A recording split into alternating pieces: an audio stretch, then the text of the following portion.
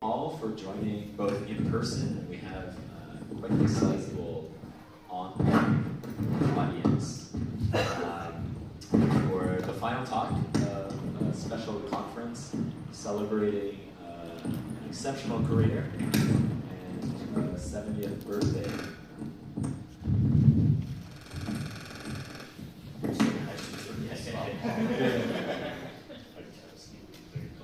Okay. Yeah, so this final talk, we asked Rob to present a talk, not so much on his research, which I think most people here in the room are familiar with at least a subset of his research, but more so a talk on kind of what brings the human aspect together of the physics. Why are we all here, both online, in person, for this talk? How is it that Rob has brought people together, and how he sees his career?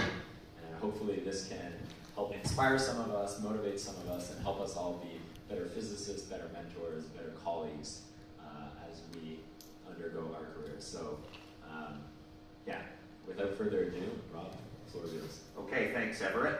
So, well, thanks a lot, those of you that are here, for sticking it out to the end. This has been a very happy experience, actually rather humbling in a number of ways. I don't feel like I actually deserve this, but you've all been very kind, and I'm very grateful.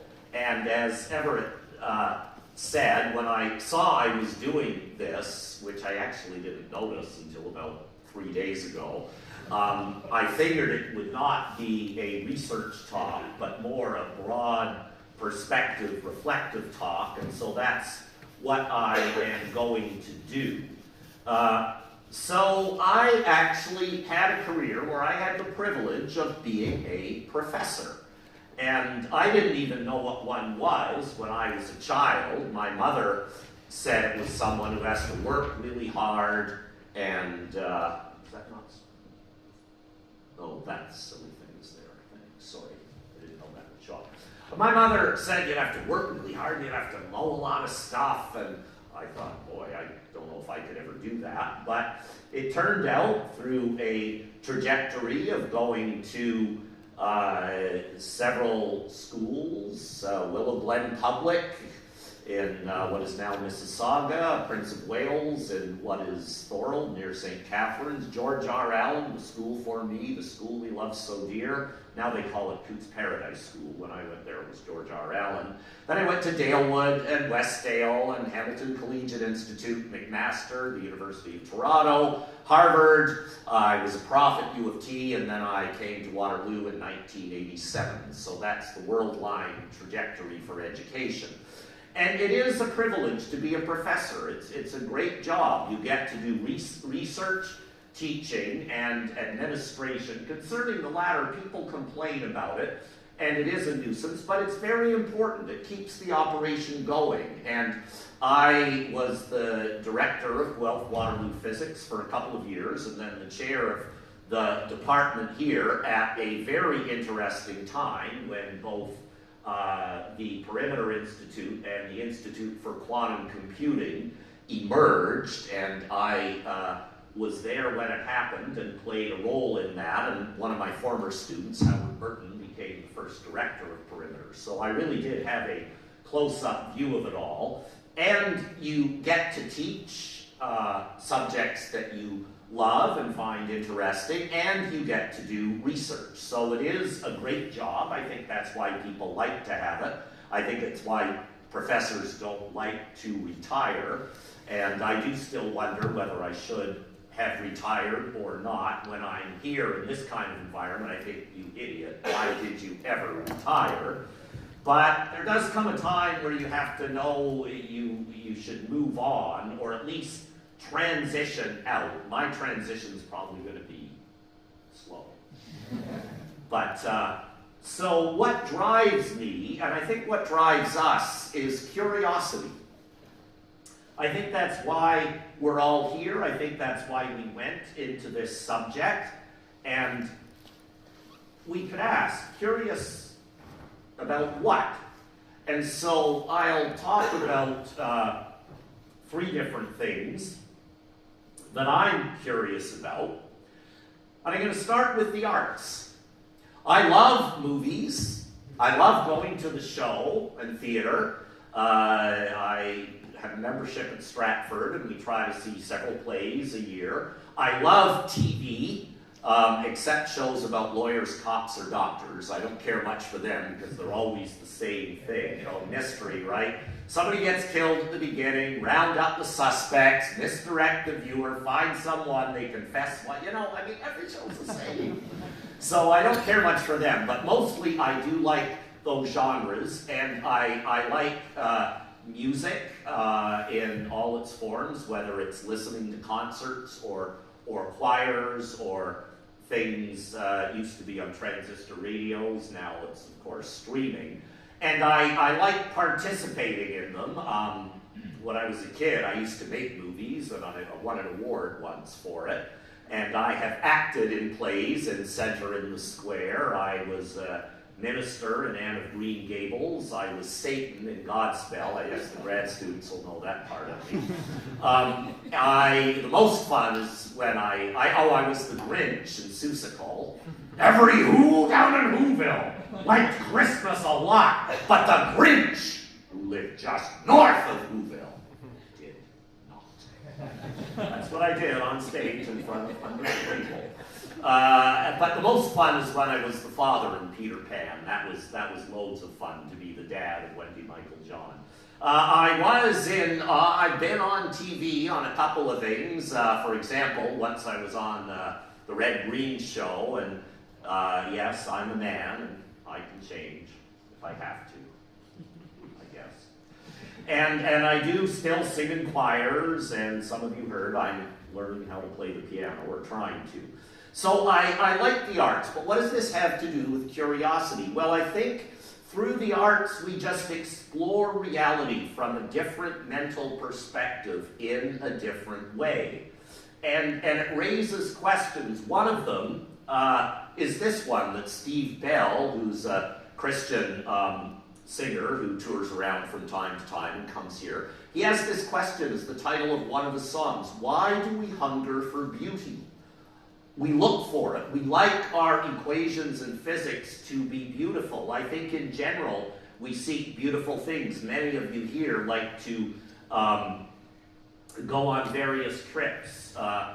Canoeing or hiking, one of the things, well, two of the things I like to do, more the second than the first. Seeing interesting places in the world. Maria Rosa and I went to tour Pompeii last spring. Why do we hunger for beauty? I'm not going to answer that here, but I think it's one of the existential questions about being human. If you want to listen to the song, you can get it on this album called Unadorned. But I thought I should give the artist a bit of credit.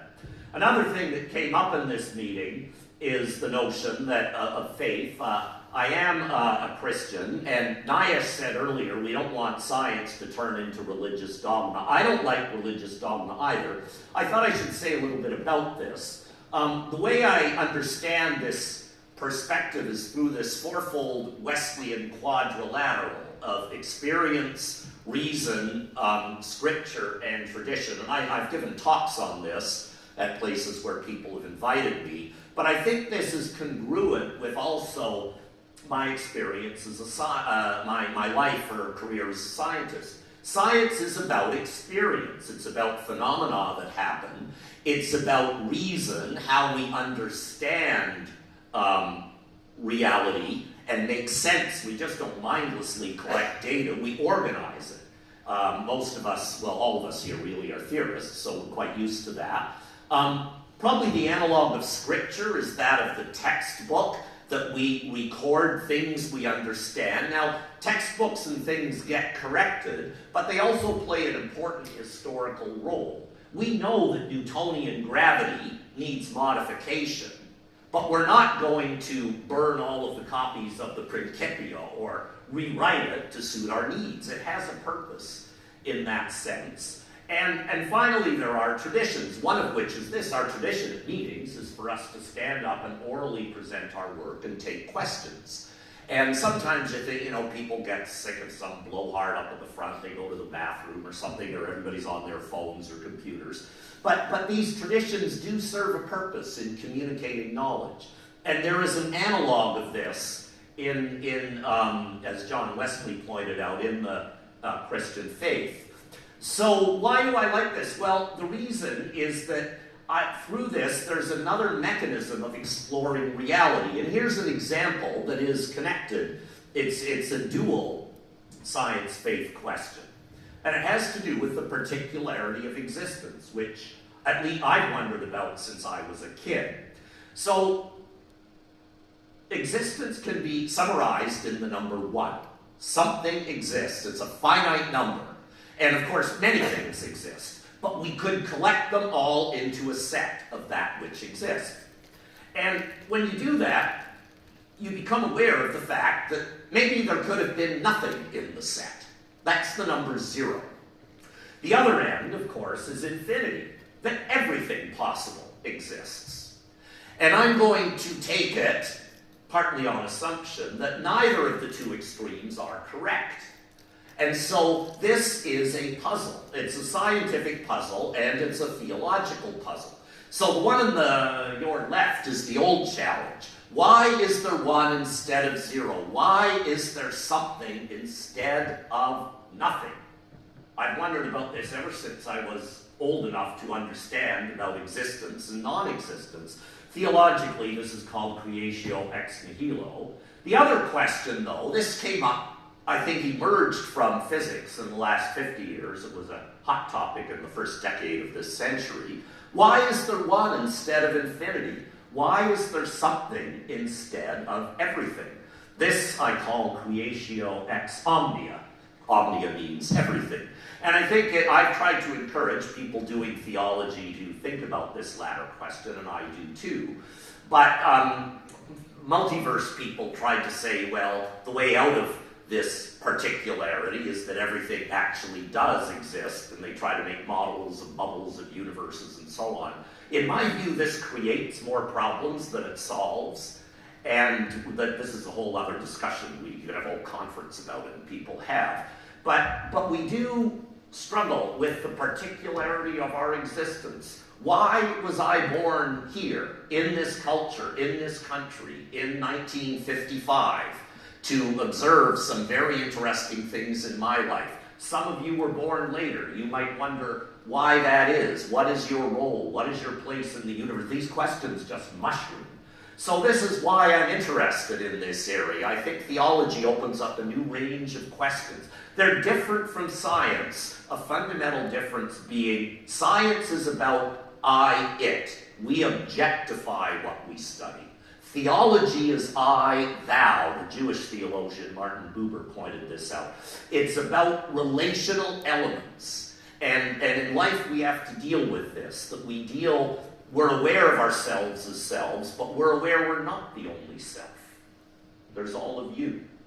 The world just isn't about us. And although I said I am a Christian, I do think other faiths have a role to play in this exploratory endeavor. Buddhism, Islam, Taoism, Confucianism, Shintoism,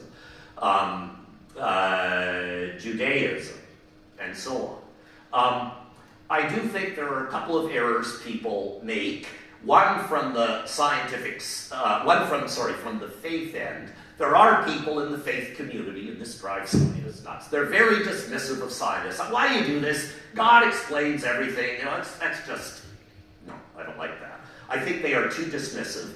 But I also think the converse is there, is that you can be too materialistic, too dismissive of these questions that I think are very profound questions. And one aspect of faith that I think probably I would expect everybody here shares, we proceed by having faith in the rationality of nature, that nature is something that can be understood in rational terms.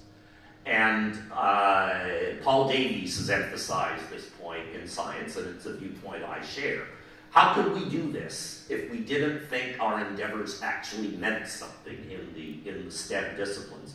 I put this book by John Polkinghorne down there. For those of you that are interested in more details about how I think about this, my own views are very similar to what John expressed in that book.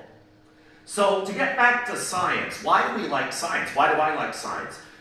It's because it provides us with clear methods for satisfying our curiosity. In other words, we learn it, we should learn it, people should learn it in school as children. And I remember hearing a story about somebody, I think it was a grade 7 teacher, who said one way he got kids curious about science is he gave each of them a hunk of lead, I think they were cubes of lead, and a ruler and a weight. And they said, go at it and figure stuff out. So they're doing all kinds of things, but at some point the kids use the ruler to measure the volume of the lead and weigh it. And they all discover that the density is the same. And then the lights go on. They've discovered a pattern, something deep. There's no proof that science must work, but when we just have faith in the method, we're repeatedly rewarded when we apply it time and time and time again. It doesn't mean every theory is correct, and yes, of course, some experiments fail, but overall, the endeavor teaches us something. We know more than we did before by applying this method. This is what I think we like. This is what I like about it. It really is a concrete way of satisfying our curious impulses. Now, some of you are probably familiar with this, but maybe some aren't. There are 4 basic philosophical views of science. One is the Kuhnian paradigm, which is basically the statement that normal science involves solving problems within an established framework, and there's this famous paradigm shift where the established framework just can't explain something and something new emerges, like Darwinian evolution or quantum physics or something. Another view, which tends to be promoted by people in practice, is that of falsification. Science can only rule out what is false. And there is something gratifying about that. Magdalena mentioned that in the work we did about the classical channel model, that the experiments, the atomic fountain experiments, actually can rule out a theoretical idea. It falsified. This is great. We all feel, at least I felt great. I hope Magdalena did. Now, of course, as she also pointed out, there are caveats. As soon as this happens, then theorists rush in and say, all right, well, maybe there's some loophole, some assumption. This goes on all the time. Then there's this view by Feyerabend, which is not promoted much, but I think he has a point. Science doesn't really have any pattern or view. We just do whatever works. If something isn't working, we improvise and try something else. And I think that's also correct. But I think the view that most reflects the way things are done is Lakatosh's view. I think he was a student of Popper. He basically said science really proceeds from core foundations surrounded by auxiliary hypotheses.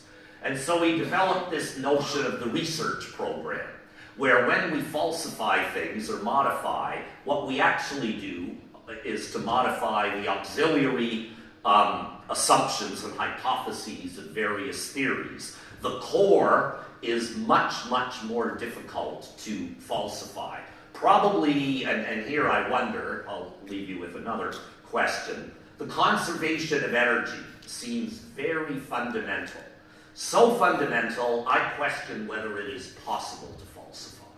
Whenever we find energy isn't conserved, we don't say, oh, well, I guess we were wrong. What we do is we find energy has changed its form. This is how particle physicists find new particles, to get back to one of the themes of the meeting. They look for missing energy and discover something new. It's how the Higgs was found, it's how the atom was found, all these things. So I think it's the challenge here in science is how do we distinguish periphery from core? And so some of the interesting stuff goes on at the boundary. This is what quantum foundations, I think, is partly about, is how do we understand what is auxiliary from what is core? So to go on more specifically, I think we're at an interesting time in science that we came about roughly 10 years ago. We've had two big triumphs. so far in physics in the first part of this century. One is the discovery of the Higgs boson, which is connected with the origin of the mass of all particles. And it took 50 years to go from the theory to the experiment, and we found it. The Higgs really was there. It could have been something else. It could have been different. And many people thought it was. There were lots of alternatives to the Higgs. And I remember as a grad student being in meetings where senior people said, I think Higgs particle is stupid. It's a bad idea. It's not stable, yada, yada, yada. But it's there. The other is the last prediction or major prediction of Einsteinian gravity, which is gravitational waves. They've been seen. And when I was a student entering, it was one of those, well, in the next 10 years, we'll find gravity waves. And 10 years later, well, in the next 10 years, we're going to see gravity waves. But they found it. And one of my former students, Jolene Creighton, is a prominent member of the LIGO community that have made these discoveries. So those two triumphs capped off what I call the particle periodic table, which I don't need to explain, I think, to this audience. I think we're all familiar with the fundamental structure of matter. Normal matter is made of up-down quarks coming in three colors, the electron and its neutrino. But we found this family or generation has been twice replicated with no apparent pattern other than the mass is increasing as you go from left to right, but not in any systematic way. The rows are labeled by the charges of the particle, and we have all these gauge bosons that we found, and the Higgs particle. The only one we haven't, I guess if we're honest, actually detected is the graviton, but I would say the discovery of gravity waves means we have indirectly detected this particle. It's the analog of showing that light travels in waves in the late 1880s. So we filled in the table. I think this is the analog of when Mendeleev came up with the chemical periodic table, and there was a pattern, but there were things missing. And when I was the age of some of the beginning grad students here in the room, or undergrads, we didn't know. This third generation wasn't known at all. Quarks were still hypothetical. They had just been discovered. And this table now has been filled in. So as Braden might say, now what? Well, I think the good news is there are lots of questions that I won't state, but they're about in detail, but there's questions of cosmic origin, homogeneity and isotropy, what the dynamics of dark energy is, the origin of matter over antimatter, baryogenesis. There's a puzzle about lithium abundance and Big Bang nucleosynthesis. It does not, the abundance observed does not fit the standard BBN model. The sum of neutrino mass squareds appears to be negative from cosmology. Well, what's up with that? There's this tension in the Hubble constant. Supermassive black holes are there very early in the universe. We don't know how they got there. What the deuce is dark matter? There's evidently asymmetry and anisotropy in the power spectrum we don't understand. And we're sort of interested whether or not there's exoplanets that can be inhabited. And we have other questions. What is it? What is classicality or non-classicality? We still are coming to grips with this, as Jack pointed out. What does it mean to measure something? What, this information paradox we've heard about at this meeting. How do we understand black hole evaporation? It solved the problem of the violation of the second law of thermodynamics that Wheeler pointed out, only, as Hawking pointed out, to introduce a new paradox that when it evaporates away, we have a pure state going to a mixed state. And of course, that underlies this whole problem. What about gravity in quantum physics? Is it quantum or not? Could you please make up your mind? We really don't know. Now, that's sort of frustrating, but on the other hand, it's good news because there are jobs. Are all the forces unified in some pattern or not? I'm a bit partial to Weinberg's viewpoint that physics really historically has been about unifying disparate phenomena. Yet, as Nayesh pointed out, the paradigms are frustrated. It's not working out the way people hoped 30, 40 years ago. What is time, as Alex pointed out? Very profound question. There are others that I think touch on physics that don't get discussed here. What is consciousness? We all have it, I think, unless some are asleep in the back. What is life? What is the distinction between order and chaos? This didn't come up too much, but one of my interests is in chaotic systems, particularly these days quantum chaos. How do we understand it? There are probably more. These are ones that I think are fun and interesting. Let me then get to mentoring. Here I'm going to use this fourfold quadrilateral. Here I put it in a wheel. When we mentor students in science and physics, I think we're trying to teach them four things that need to be together in order for this wheel to move. We want them to understand, of course, the theories underlying nature, but we likewise, and I think all theorists should have some experience with experiment. How do you actually determine whether your theories are correct? It's not that the laws of nature are inoperative, but what experiments do is create special contrivances so the laws of nature become particularly apparent in ways that would otherwise elude us due to other effects. Likewise, theory and experiment need a context to be understood. In fact, there is a whole subject or subdiscipline of contextual quantum mechanics. But even without quantum physics, there is a context in science as to how we put theory and experiment together. And then I think ultimately we want to ask the meta questions. All right, what does all this mean when we discover it? What is all of this about? How do we fit it into the big picture? Profs love to do this to grad students. I think grad students hate it. You know, well, he's good technically, but he doesn't understand the big picture. The big picture, I think sometimes say, guys, look, did you understand the big picture when you were that age? Give them time. Yet we do want to lead students here. Why is this tricky in physics? Well, I think it's tricky because physics involves conceptual jumps. In primary school, and in fact most people emerge in everyday life with this Aristotelian view of physics, and this has been demonstrated by studies in physics education research, that a good functional view of the world is Aristotelian physics in everyday life. You throw something, it eventually stops. It doesn't go on forever unless acted on by an unbalanced force. I mean, it really does, of course, we know.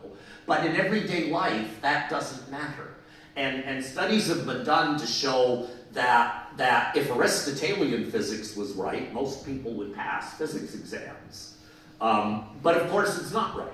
And so in secondary school and going into undergrad teaching, we need to teach people the Newtonian picture. And we do, not because it is the final word, but it's certainly a much better word for the STEM disciplines, particularly engineering disciplines.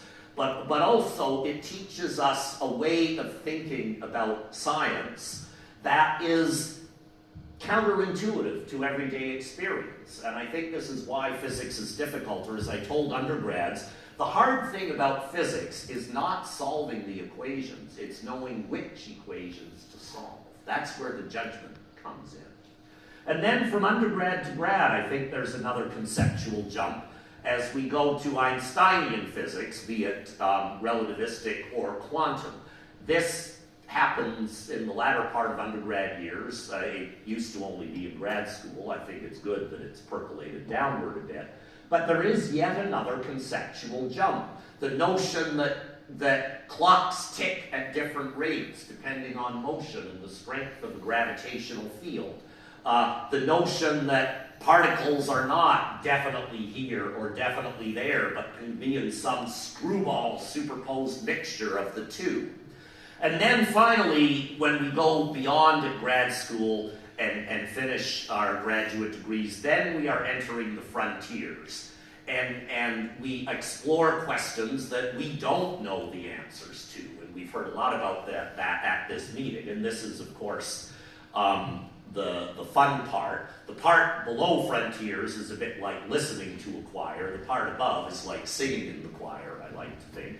So, and that is, I think, what makes it exciting. And what I find very rewarding is helping people go from one stage to the next. And I've done it. I've taught people. About a month ago, I was talking to a group of Sunday school kids telling about the expanding universe and the Big Bang. So I go from low age as high as they can imagine. So in mentoring, what's guided me, and here I'll lean a bit on some scripture verses, Josh pointed out some earlier. I think we talk about inclusion, but for me what drives that is all are made in the image of God. I want to do science. Other people that do it should have they have just as much right as I do to learn about it and study it. They should be included. Yet, all have sinned and fallen short of the glory of God. When we do science, we reach for glory, but we're not perfect. And one of the things I think we need to do is recognize our own shortcomings and learn from improvement, learn from our peers. It's not easy to listen to criticism of your own work, but this is why we have these meetings. We need that cut and thrust of scientific debate, of scientific challenging, where we could have been wrong, how we could have done things better. And then finally in mentoring,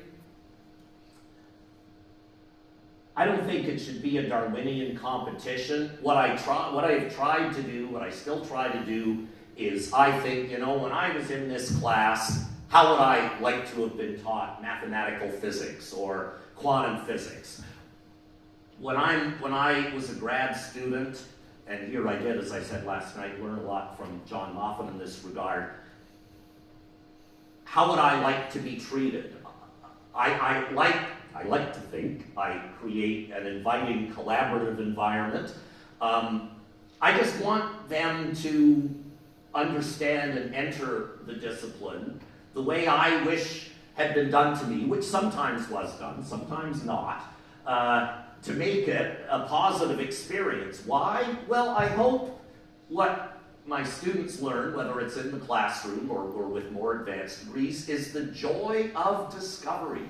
This is the fun part. Even if you're learning established knowledge. Feynman called it the pleasure of finding things out. There's just something intrinsically rewarding about discovering something that was unknown. Isn't that why we're here? This is why we do this stuff. Whether it's physics, I'm the executive director of Canadian Science Publishing, so get those articles into that special issue, please, please. And last month they had their annual meeting, so I got to meet all kinds of people. For example, there's a woman at Dalhousie who does research on seals. This is what you get to do if you're one of her grad students.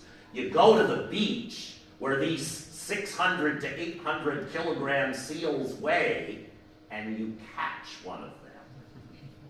And then you put them to sleep, and you have to measure, and then they let go. It doesn't hurt the seal. But does it sound like fun to go out on a beach and wrestle a 600 kilogram, 800 kilogram seal? They don't do it single-handedly, by the way. I asked her, we get a net, and we have a group of us, and we creep up in it, but, wow. Or another woman who I looked on YouTube and found this video of continental drift in the future and how the continents are all going to shift in the next 250 million years. Most of you should have your PhDs by then. And so I wondered, this is cool, but is this really, can I believe this? And I asked her, she said, yes, we really understand enough about plate tectonics to predict with pretty good accuracy how the continents are going to drift in 250 million years. When I was a kid, continental drift wasn't known.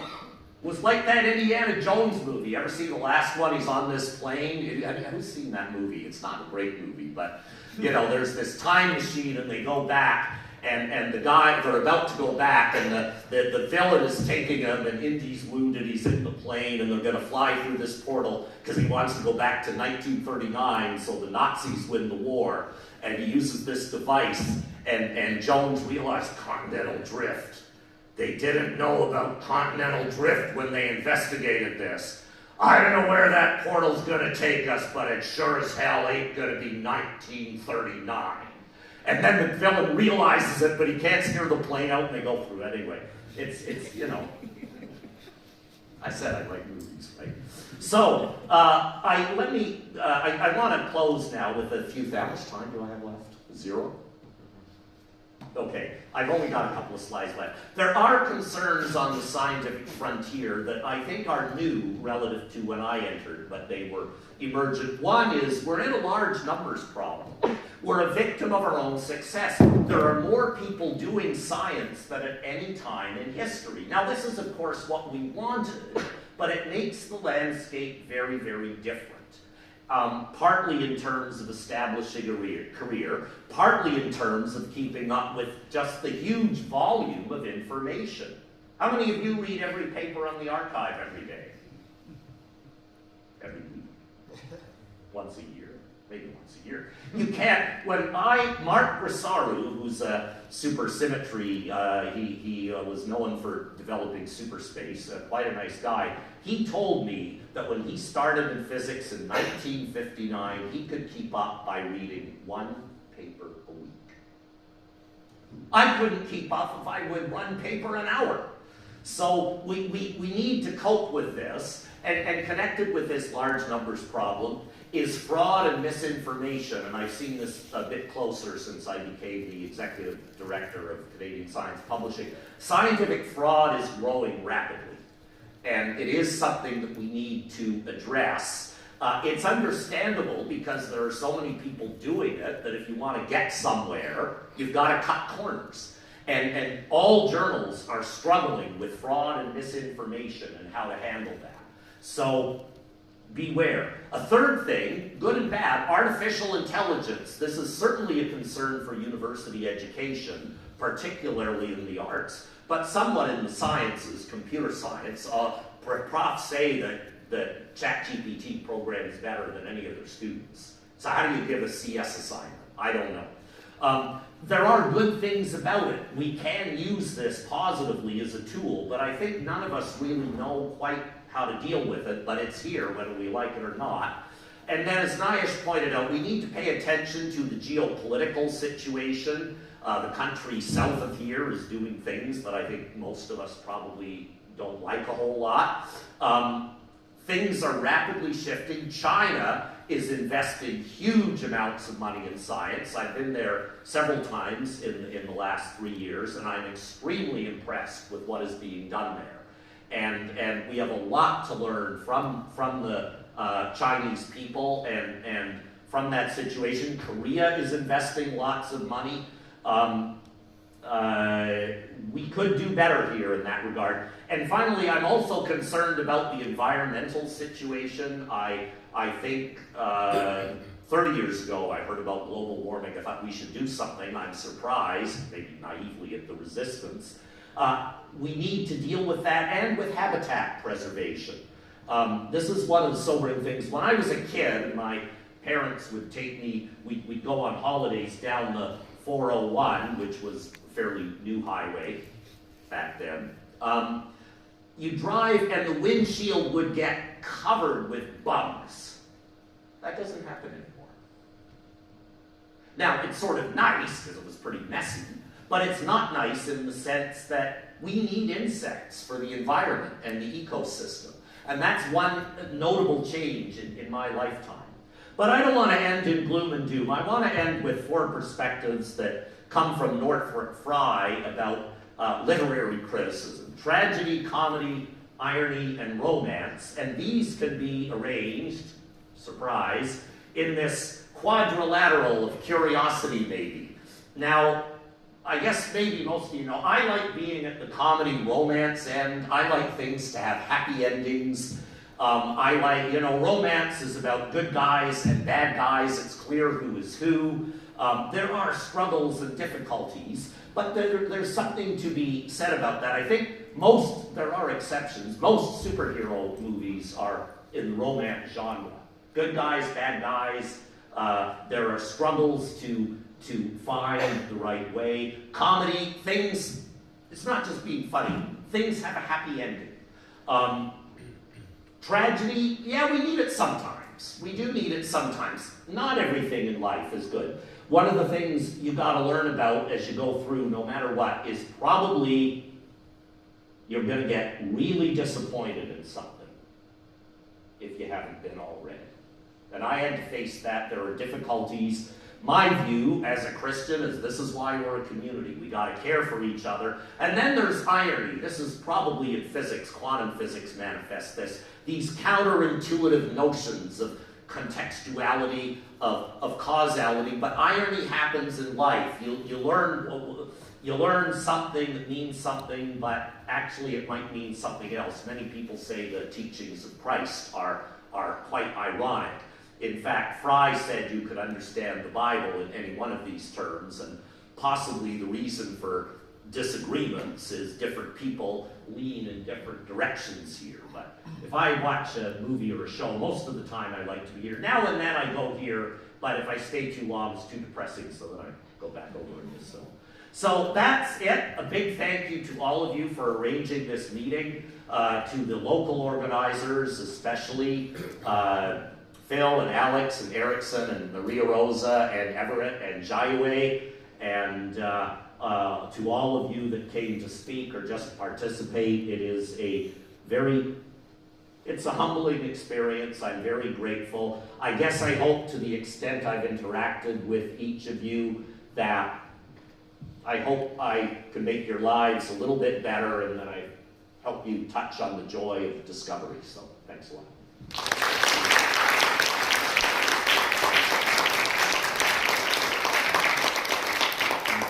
Thank you so much, Rob, for this enlightening and reflective talk. We'll open the floor up to questions, both in person, and I know we have some people online. So if anybody online does want to ask a question, please raise your hand. We'll keep an eye on that. But do we have what questions did Rob not answer for you in this talk? So Rob, I wonder what your philosophy is on the fundamental theories of physics that we use to describe the universe. Do you think that they actually reveal something about the ontology of our universe, or are they more useful models that we construct that can explain things? I think epistemology models ontology. What we learn models what actually exists. That's the short answer. But I think, as I say, we can make mistakes, so we do need to be provisional in our understanding. Not so much so that we think it doesn't mean anything, but enough to realize where the weak spots are in our descriptions, where we may be wrong. I like to think of science, particularly fundamental physics, as a map-making exercise. You look at the maps of North America, or Turtle Island, as some people like to call it, by European explorers, and the early maps are lousy. They get it wrong, but not totally. And then as the years go by, it gets better and better, and we improve. And that's, I think, what happens in science in general. Polkinghorne calls this verisimilitude. And so I think our epistemology does model our ontology. Well, you didn't ask me what I think of math, but if you ask me, I'll answer. What do you think of math? I'm basically a Platonist. I think mathematics is discovered, not constructed. I do think there are constructive elements to math, but it's a bit like as soon as you suggest a construction, the logic takes on a life of its own, and so that leads me to question, well, maybe the construction itself was a discovery. So I think Penrose is partial to this idea that this realm of mathematics is something we learn about. The four-color map theorem, discovered in 1976. Was it true in 1975?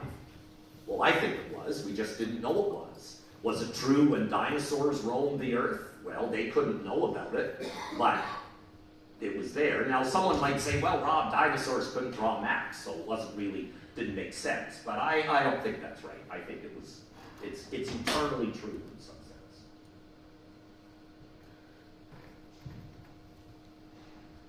Okay, Rob, so I asked this before, but maybe I wasn't articulating it well enough. So your 38 years of supervising graduate students, did anything change in the mentoring philosophy between then? Well, 38 years at Waterloo. Oh, Waterloo, yes. Okay. 3 at 41 years total. Okay. But who's counting?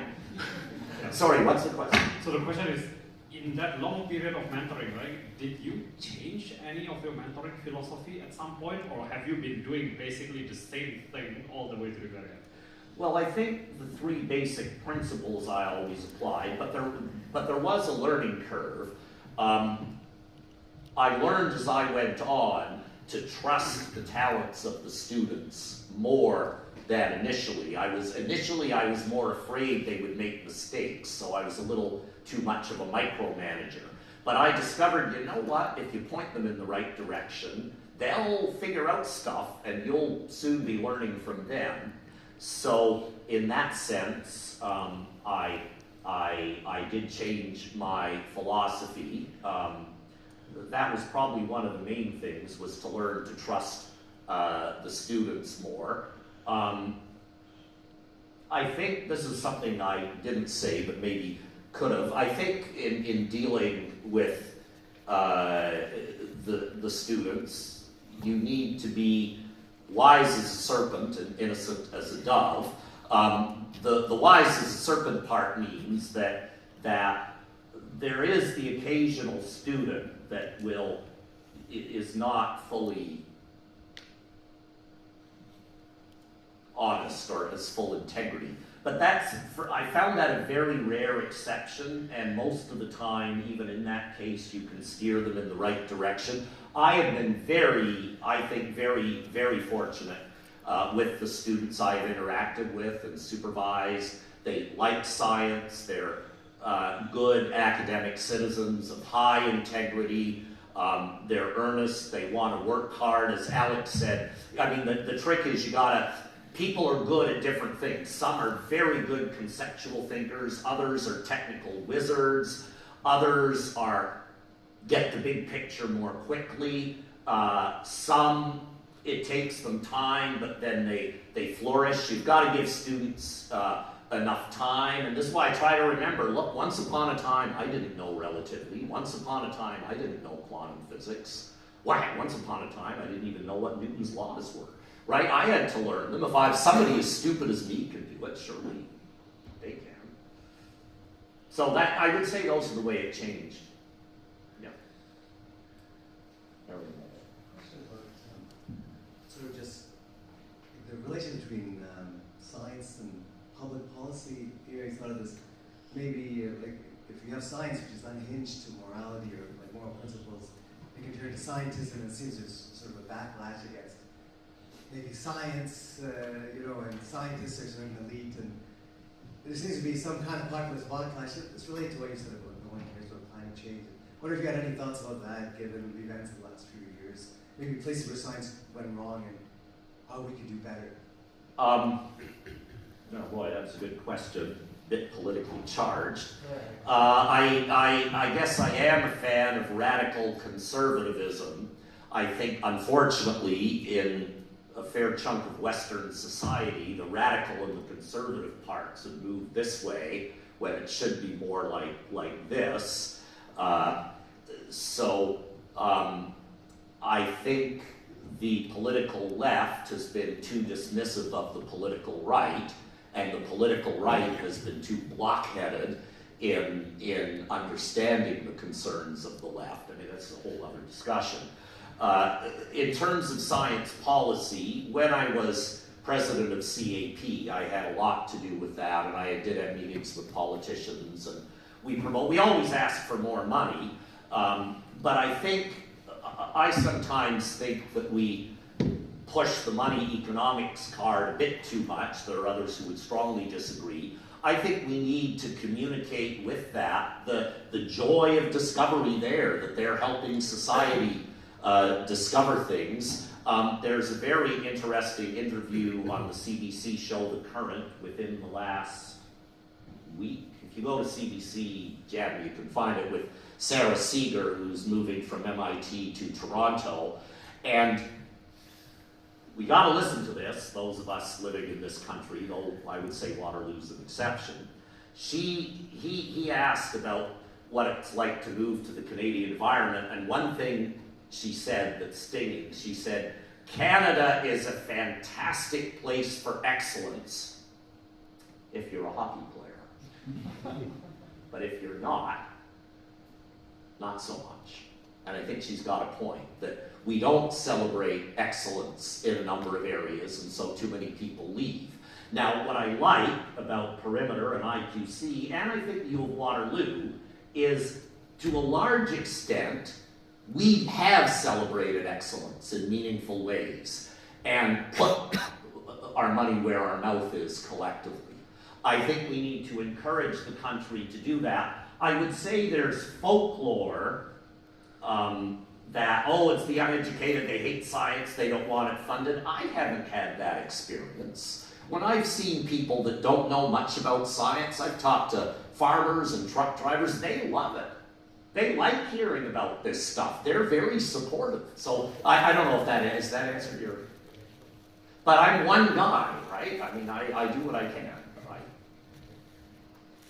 Okay. Do we have any last questions for this one?